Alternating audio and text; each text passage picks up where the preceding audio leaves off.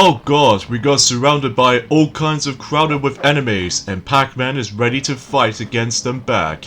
Hey, what is up ladies and gentlemen, it is I am the one and only Maxi here, and I am of course back for some more yet again for the likes of the Maxi Toys videos. Ladies and gentlemen, welcome back for some more of Let's Play of Pac-Man World 3 for the Nintendo GameCube, PlayStation 2, Xbox, PC, PSP, and the Nintendo DS. So, last time we basically just managed to accomplish the forms of the fifth world in the game, known as the forms of the Spectral Vial. And, I suppose that's pretty much as far as I can say about it. And today for this episode in particular is the fact that we're about to be moving on to this next new world. That's what appears to be something related to like a grass-themed level, which, that might be seems a little bit more kind of familiar, especially noticeable for those of you who ever played Pac-Man World 2 before, except the fact that, well, it's been bogged down due to the forms of a lot of combat involved. So, but we're still able to do some platforming every once in a while, which it might be seems true for that circumstances, but, still, regardless of such, though, we'll have to cope with this, I suppose. So, yeah, and, right from the start, as you noticed, that we have to beat all kinds of enemies first before we're able to continue our progressioning for the sake of this world from the start. So, yeah, you might able to get the idea about this particular whole thing and what have you, so, yeah, that's nothing predictably special about it. So, we'll just go ahead and beat them up, and once we've done so already, then, oh my gosh, there's that giant looking enemy over there. Although, to be fair though, is the fact that he kind of feels a bit optional, unless if you're trying to beat the Christ out of him, and usually you get able to hit him in his back. And then if you do that quite enough times, then you would be able to actually just to get additional points, and also I get the feeling that some more Pac Dodge shows up, so yeah, he's basically pretty easy to take down, so yeah, anyways, let's get into the forms of the actual main world for reals. So, either way though, and it looks like it appears to be like, well, we ended up in the forms of, well, I don't know what I usually say about this at this point, because, let's be honest here, there's not much else I can honestly try to talk about this world, apart from the fact that, well, for what I've seen the gameplay footage of this in someone else's playthrough, that apparently for that, this particular world might feature some of these, windmills, which, it might be seems cool and all. However, though, unfortunately, though, for me, though, is the fact that the music is, well, kind of uninspired to me, though. Mainly it's because I'm so used to it, you know, Pac-Man World 1 and Pac-Man World 2 for, you know, the musical set pieces for certain, like, you know, level themes or what have you. So, anyway, so we'll just, continue things on here while, managed able to go ahead and skip for those little cinematic cutscenes here while we'll get to the actual main action here. So yeah, we'll just trying to able to go for this. So, but anyway, a few things we want to explain for this point today is the fact that obviously today's day is of course the 16th of July today, in this case in 2021, and it looks like that just recently today, for everywhere else, is the fact that recently that The Legend of Zelda Skyward Sword HD for the Nintendo Switch has recently came out today. And I'm gonna say, I will let Mighty will mention more about it, especially noticeable about the fact that after all until tomorrow, he will definitely make a comeback in Mario Party 5, after all. So, I'll let him mention more about the forms of the game itself. I will mention tiny bits of it though, mainly with like, for instance, that I do feel like the 60 frames per second is a very nice option, and especially noticeable that the quality of the game itself is actually a little bit more crisper and nicer, especially noticeable it's now on 1080p as opposed to 480p. Although, mind you, technically it did manage to firstly, the 1080p quality standpoint on the Wii U digital version, but most of the time it doesn't feel that much crisper, I don't think. So because of that though, I don't feel like trying to count the Wii U digital download version of the game, which is kind of odd because usually that's the original Wii version came out in 2011 after all, and then obviously the game later re-releases on the Wii U for the digital software version on the Wii U in 2016, despite the fact that you know, 2016 is the point where the Wii U is actually getting a lot more downhill because obviously the system is a miserable failure. So because of that, don't get me wrong, I still like the Wii U, but unfortunately from marketing standpoint, still is a miserable failure due to commercials and also just the name of the actual system. Like, why couldn't they just call it like Wii U, no, Wii 2 or Wii HD to make it a little bit more fitting? But instead, it just gets like Wii U, and that's pretty much about it. So, yeah, might be something's worth a bit of a nitpicking side of things, but still. But and every once in a while, that's basically until, you know, this year that the Switch version came out, which is of course Skyward Sword HD. So because of that, and I've managed to able to play for a bit, and I've managed to able to get into Foreign Woods, the first area in the game, after going through the old tutorials and anything else like that. Although I'm not exactly sure what specific control type I might go for, but I think I might as well occasionally go on to motion controls option with the Joy-Cons and everything, because thank God you can now able to move the camera freely now. So because of that, I'm very happy with that change, because unlike the Wii version / the Wii U version of the game, that's basically you're gonna have to constantly press the Z button in order to able to constantly shifting the actual camera around. So yeah, I might be able to actually worth noting for the sake of time. So and then also another thing too is the fact that recently today, for the likes of Super Smash Bros. Ultimate, for several Spirit Battles, that apparently that the Spirit Battle event has recently gone in live. And before we get into that though, there's another thing I want to discuss, and that is something to do with the fact that the NBA 2K22 is heading to the Nintendo Switch in this September. And basically, it contains 3 editions: the Standard Edition and Cross-Gen Digital Bundle, and finally the, I would say, the 75th Anniversary Edition or something, which I know I haven't known about the forms of 2K basketball games for sure, just because, well, I'm more into the forms of any other Mario sports related stuff, for like, well, you know what I mean, Mario Golf Super Rush and everything, so yeah. And as far as I've noticed something from the start as well, that at least I'm glad that it does have another bit of improvements as well, for I've played Skyward Sword HD, and that is the fact that, well, usually, as I said this before, that some of the textures do look a little bit more better. Well, nothing perfect, but at least it did that pretty good. Especially noticeable, they now managed to able to ramp up the resolution and stuff like that, as I said this earlier, especially with 1080p support in mind, which is a pretty good thing if I have to say so for myself. So, and also they managed to able to get ourselves the much more faster loading times, which is pretty standard stuff for, you know, comparing the game to the original game where you had to deal with the forms of loading screens on Wii discs. And then every once in a while though, on the Switch version port, they did manage to able to ramped up the loading times, you know, speeds. Which, you know, kind of does the same thing for Super Mario Galaxy from the likes of, well, pretty much, you know, in the 3D All-Stars compilation. So because of that though, yeah, that's as far as I was trying to able to explain about this for the sake of time. So, oh god knows what might actually become next when it comes to, like, you know, certain Wii games get ported over to Nintendo Switch or something like that. Maybe for, like, I don't know, Metroid Prime Trilogy, but sadly though, that it seems to be more specifically, they might have a hard time trying to deal with that.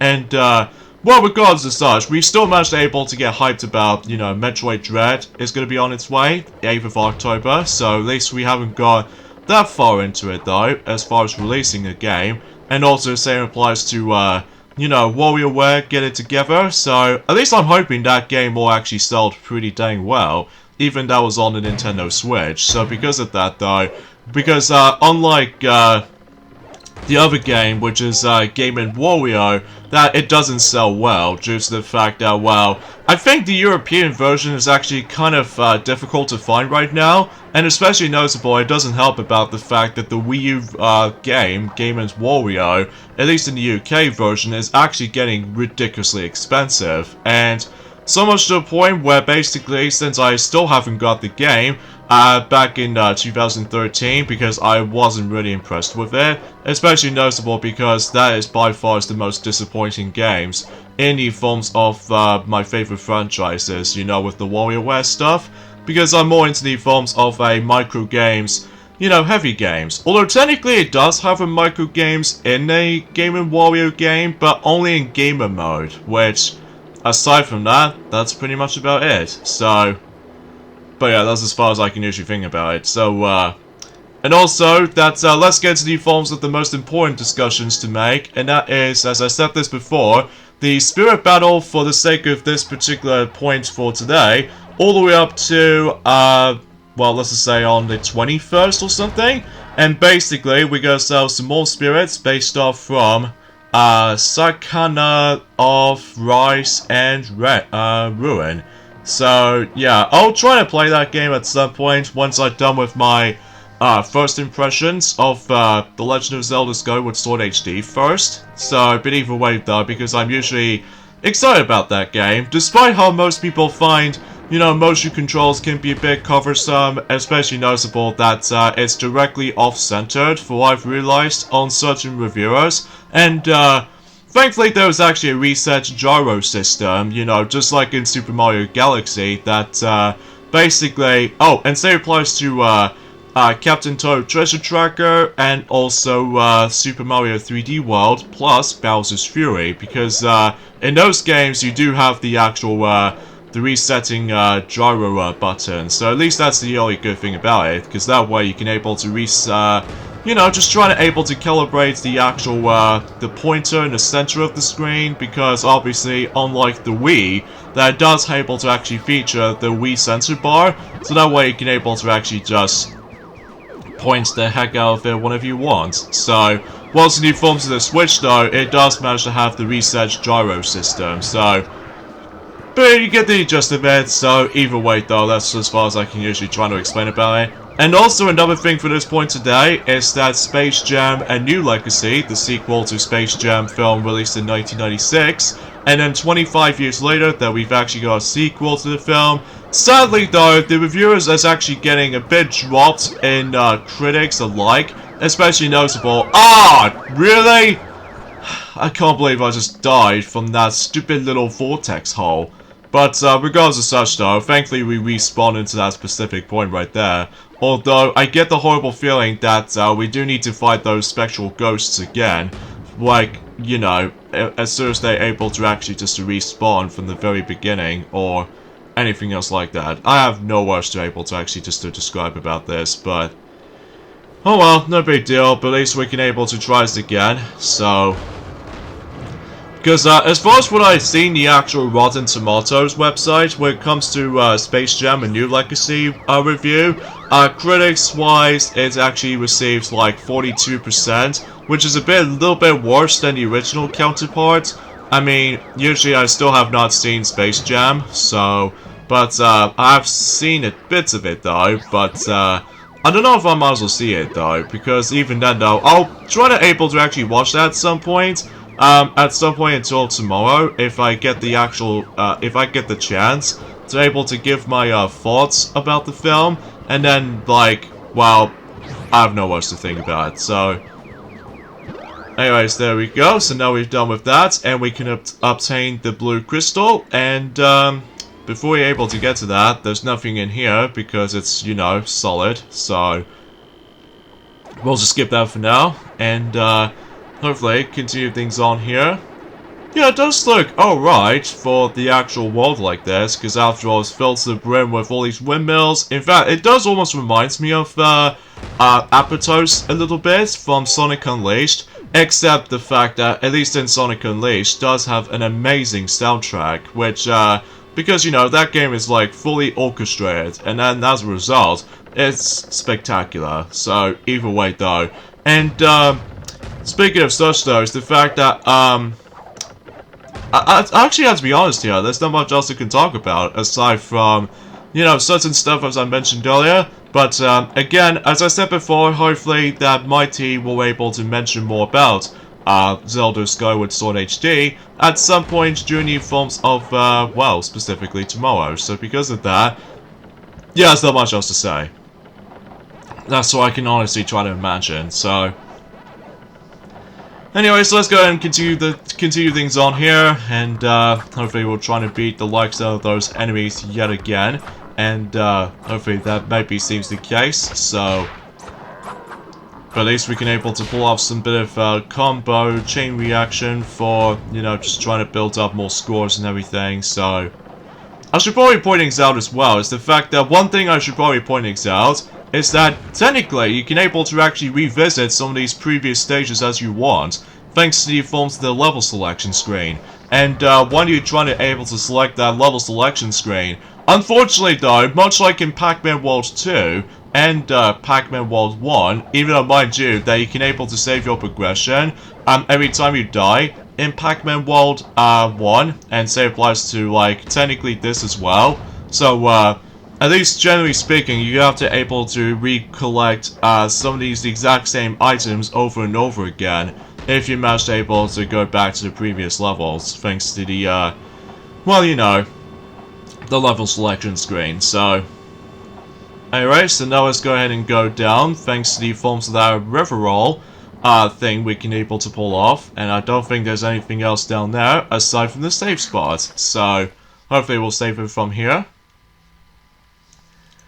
But yeah, eventually most of these worlds every now and then is actually going to get a lot longer. So because of that though, yeah, you probably expect it by that point. So, yeah, I just get a feeling about... Well, I have no words to say because, well, actually kind of think about it. Let me just go ahead and walk towards the later section, which it does requires a horizontal bar to able to... or the horizontal branch to able to make it there. And can I wall jump here? No, it doesn't look like it. No, it doesn't allow me to able to do wall jumps, so that's kind of sucks for my department. Okay, quick edit right there, because I somehow almost got thrown up again, but thankfully though, it's nothing major, so because of that, hopefully we'll continue things on here, and you know what I mean, trying to do more combat here and there, so we can expect this much. So anyway, let's just go ahead and keep on pressing the circle button here.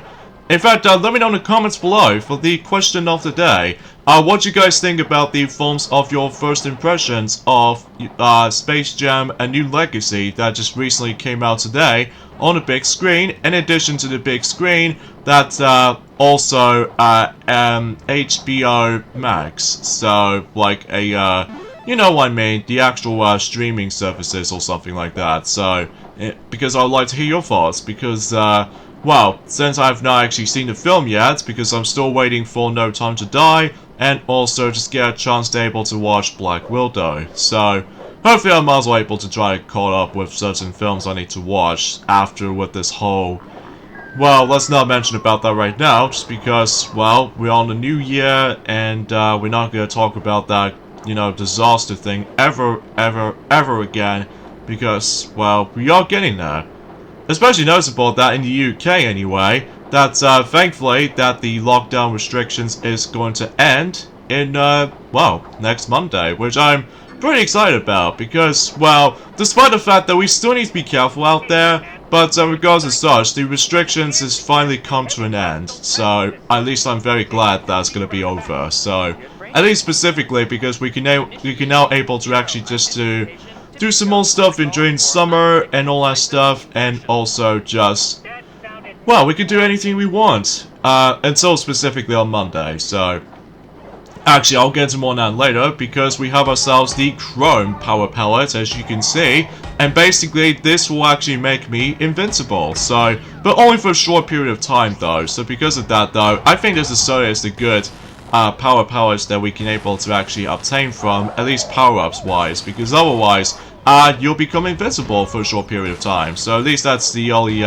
useful thing to notice. So yeah, at least I'm happy with that particular power-up usually exists. In fact, it almost kind of reminds me of Metal Pac-Man power-up from the likes of the original game, as well as the second game, except the fact that we do miss the actual metallical sound effects every time you, like, well, you know what I mean, walking and even butt bouncing all the time, and then you get like a metallical metal sound effects every time whenever you're able to do something like this. But no, instead we actually got replaced by, well, technically speaking, let's just say a generic sound effects, and that's what I get for falling off.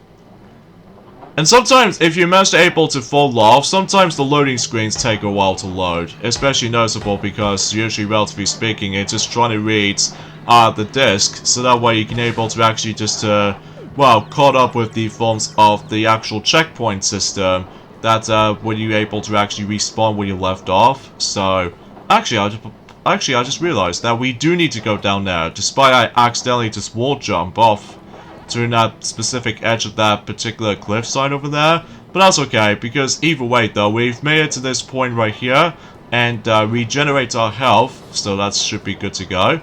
And, oh god, am I gonna make it? No, I didn't make it. But thankfully, the respawning point is almost right near to me, so hopefully, we should be able to make it here. So there we go, and we got ourselves another strawberry. It feels like we've almost done trying to able to collect all of these fruits in this particular world. So, yeah, that seems kind of alright. But, either way though, let's see what's in here. Another 25th anniversary statue just locates here. And, again, as I said this before, unfortunately though, I don't think I can probably do the 100% completion of this playthrough, just because, obviously, there might be some items can be very well hidden, and at the same time that it does manage to able to give me a lot of memorization when it comes to, like, well, knowing every single level layouts and stuff like that, which it can be, like, it can happen most of the time, but either way though, the point stands, it knows what it is. And also, much like the fourth world in the game, we do need to able to use the river thing to able to open up the little shelter thing, which does manage to retain the actual arcade machine, so that way we can able to stop this particular weapon. And just like the forms of how it does it in previous, you know, let's just say in the fourth world in the game, that's basically that it's mandatory if you want to progress, because if you don't do it at all, then you're gonna have to able to, well, trying to deal with it. So either way though, we'll just go ahead and just grab some more Pack Dots, in addition to more health wedges, in case if I don't get, you know, continuously butt kicked all the time, and I suppose that's pretty much as far as I can usually try to think about. So there we go, we managed to make it to the actual arcade machine, and well, try to take on the actual maze. So let's begin. And I don't think there isn't any dash panels to be found around here until, like, you know, the later mazes, as far as I'm concerned. Even though that, unlike the forms of how it does it on Pac-Man World 1 or Pac-Man World 2, that it does manage to have themselves some different themes that I don't suppose I forgot to mention about during the course of the beginning portion of this playthrough. Because of that though, all we get in here is basically the exact same environment aside from different layouts for the actual maze. Although that I kind of wish they were able to have like unique themes to the table, just like in the first game, the second game, and anything else like that, because that will make things a little bit more, well, energetic, and also a little bit more vibrant to look at. But regardless of such though, we'll have to deal with the forms of the actual bare minimum when it comes to, like, you know, visual identity and stuff like that. So anyway, so now we're done with that, and I think we're gonna have to now continue our progressioning, so yeah, I do apologize, my commentary gets a bit snuffled up at points, because honestly, there's not much else I can talk about, aside from, you know, some stuff I've already mentioned about since the very beginning of this part. And by the way, we can now able to progress to new forms of that specific switch that we can able to, or to be more specifically, that particular referral panel. That way we can able to actually activate the bridge that will lead us to the next area. So, at least to be more specifically, we've almost there to this this particular world so far. It's just the fact that we still got a whole ways to go, and I somehow got screwed over by the actual hard to judge the distance right there, which seems a bit more problematic, I feel like. So, but either way though, we'll try to able to actually just oh, it's actually a watermelon down there, which I somehow accidentally ignored as soon as I got my death right there. So anyway, let's just go and grab the health wedge, and actually kind of thinking about it, is there something like over there? Oh, is there something over there? Yes, there is. In fact, I need to go back there, thanks to my referral skills, and thankfully I can able to obtain an orange, so hopefully we would be able to try and do just that. Now, I do apologize if that noise in the background. I'm pretty sure it's more accurately like a bin day or something like that, which that might be seems a little bit more common sense every now and then for you know what I mean, trying to deal up with, you know, waste bins, or just brown bins, or recycling bins throughout. So yeah, that might be some consumption. So yeah, I do apologize for that. So anyways, let's go ahead and obtain the last cherry, which after all, we actually got all the cherries in this particular world, so that should be alright and such. And oh look, we're going into Mario 64 slide style. Well, just like the forms have been magma orbis from the likes of... Oh, okay, so apparently it takes me down towards the death. So, okay, I wasn't paying attention, but regardless of such though, that thankfully we don't waste, you know, lives or extra lives on these parts. So, anyway, let's just go ahead and try this segment again, and yeah, that's as far as I can usually just try to able to notice something like that. I was gonna make sure I have to... Okay, so it's basically a bottomless pit, so there's no time for wasting, just trying to able to explore around. And why is my camera sometimes screws me up again? Which I just have no idea why the camera just sometimes mess me up. So anyway, let's just try this again, but without getting any, like, whatever mistakes we're gonna have to go through. So there we go, and hopefully we'll obtain the next orange. So I think we already got one left, even though it might be possible that I can able to grab, you know, every single fruit throughout, although it might not likely. So alright, so I believe, oh gosh, we have ourselves these little metal scorpion enemies. So yeah, these are these new enemies that we've now actually need to fight against into, and basically in order to deal with them, you have to keep on punching its face, and then basically after when he just goes like that, as you see on screen, you have to continuously do butt bounces, and that's all you have to do to be able to deal with the forms of, you know, metal scorpion enemies. And in fact, the matter is though, is the fact that unlike regular enemies, that is pretty easy to take down. However though, these guys take absolute forever to able to beat them. And what by all means by that, is the fact that you get out to repeatedly trying to able to press the circle button over and over and over again. Or I would say the B button on the GameCube version, or something like that, and possibly maybe the X button for the Xbox version, even though I don't remember this game all that much though, but that's as far as I can usually try to say when it comes to like button controls comparisons between, you know, multiple versions of the game. So anyways, let's try and do some even more combat and try to deal out with the forms of those, you know, metal scorpions and stuff like that. So hopefully we were able to actually complete this world by then. So alright, so let's just go ahead and you know, just keep on beating more scorpions out of the way. But yeah, there's not much else you can say, so because of that though, we'll just go ahead and continue on, and just try to able to use the referral on this part. And hopefully, we should able to continue our progressioning from here. Especially, that we can bust out these barrels to not only reveal some more pack dots, and also, well, just the green crystal to obtain, so... yeah, I have no idea why it just keeps on stuttering most of the time. And look, we got ourselves a safe spot. Although, I'm not exactly sure what the green crystal can be used for. In fact, let me know in the comments below on that particular level itself. So, anyway, thankfully there's a safe spot right there, so we can able to exactly know what we're going to be doing. And if we make it all the way over there, then I'm pretty darn sure everything else seems to be more harmless. No enemies around, well, apart from... Oh my goodness, what is that? Oh, wait a minute. It's Owen.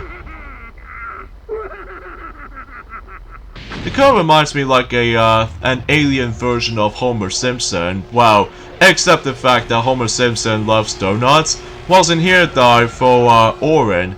Unfortunately though, that to me though, he's pretty much a lackluster villain, unlike the superior Spooky or Pac-Man from the likes of the original game.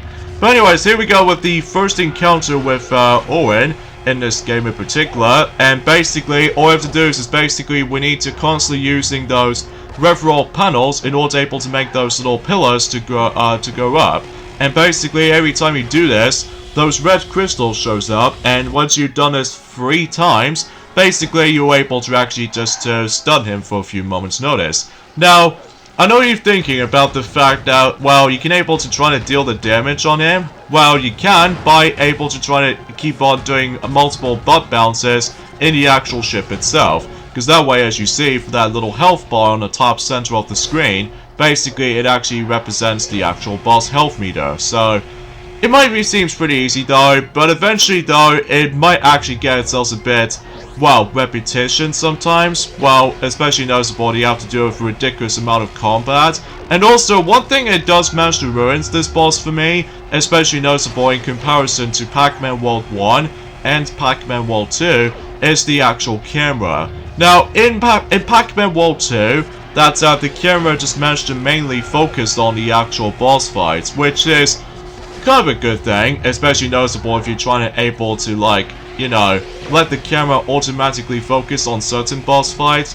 Well, sometimes it works in here, sometimes, but most of the time, it does not focus on him sometimes, because you need to move it in order to see him. Like, even then though, imagine if you couldn't able to try to dodge those particular laser attacks that he constantly uses, but throughout it though, that's, well, I just have no words to think about. So it looks like that he's almost done here. Although thankfully there are some power-ups here and there, like for instance the actual the electricity pellets, which you can able to dish out as many enemies as you can with it. Or my personal favorite method is by well, hopefully if we manage to able to find ourselves the chrome power pellets right here, so that way we become invulnerable for a few seconds notice. So I think we should be alright for the most part. So, and also that during the films of the past few days, I still managed to go back into Mario Kart Tour again, and wow, I managed to able to complete certain challenges based off on the online battles or online challenges and stuff like that. Not gonna say I'm getting a little bit more irritated with the forms of keep on losing to several, you know, races and all that stuff because of how bad the item system can be to me, and also it's the fact that, well, I just have no words to think about it. So it looks like he's almost done. Well, usually we've already taken down all these ship parts now, so I think we should be okay for the most part. Although, I'm pretty darn certain that if you somehow accidentally die on the actual boss fight like this, I'm pretty sure that you're gonna have to restart the whole fight again, which, well, at least I was expecting they were able to have, like, well, the checkpoint segments for the sake of Pac-Man World 2 system, where basically every time you deal with the fault of the amount of damage to certain boss fights, that basically in Pac-Man World 2 you can able to continue where you left off if you somehow die.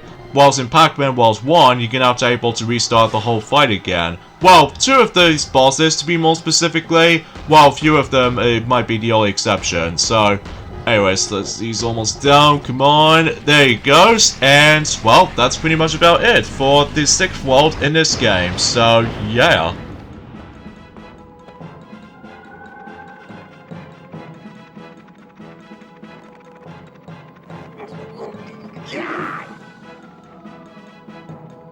My Gigatron!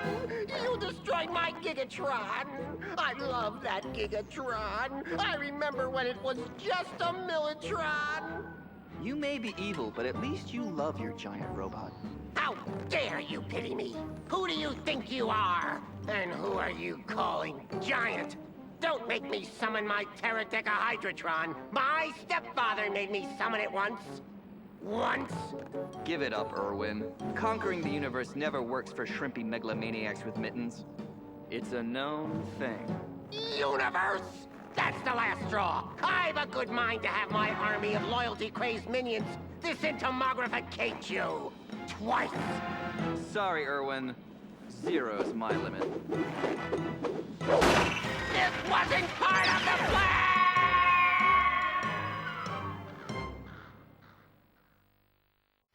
And yep, sure enough, I was in 3rd place, but that's alright, because, to me, those high scores can be optional, so because of that, though, it really doesn't matter, so, anyways, let's go ahead and type my name here, despite I'm still missing an I at the end, but that's okay, because, it knows exactly how this goes. You know, I've already mentioned about that since on Wednesday, so, anyways, so, let's just go ahead and move on to, actually, let me save my game quickly. And, well, we can pretty much guarantee that we're pretty much going to be moving on to, what else? The next world. So, what could possibly go, well, it's kind of hard to say at the moment, because, well, it's almost like a semi-blind run-through of this game, basically. So, anyway. Okay, I'm in. Where to now? Looks like you're going to have to go right through the mountain. But keep on your toes, Pac-Man. Somehow I don't think Irwin's going to make this easy for you. And yeah, we'll pretty much get endings off here. So join me next time on Let's Play Pac-Man World 3. Is that we're going to be moving on to the 7th world in the game, which does remind me of the lava world from Pac-Man World 2. So I'll see you guys on Monday. Later, fellas.